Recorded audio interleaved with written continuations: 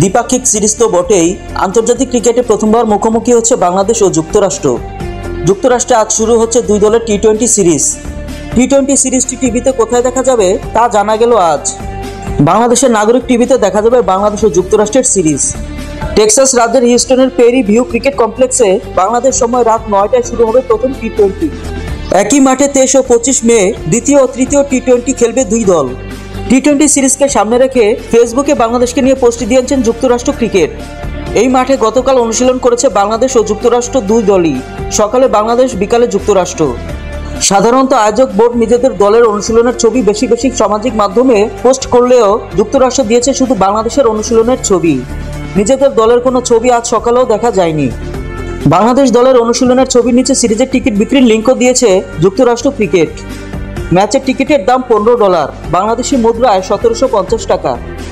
বাংলাদেশকে নিয়ে যে পোস্ট করেছে যুক্তরাষ্ট্র ক্রিকেট, সেখানে ক্যাপশনে দেওয়া হয়েছে, পেরি ভিউ ক্রিকেট কমপ্লেক্সে টি-20 সিরিজকে সামনে রেখে প্রস্তুতি চলছে, 21 মে থেকে শুরু হচ্ছে।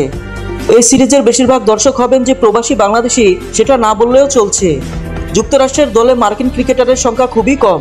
এই দলে আছেন একসময় নিউজিল্যান্ডের তারকা ক্রিকেটার কোরি অ্যান্ডারসন, আছেন মোনাক পাটেল, আলী খানের মতো উপমহাদেশীয় ক্রিকেটাররাও।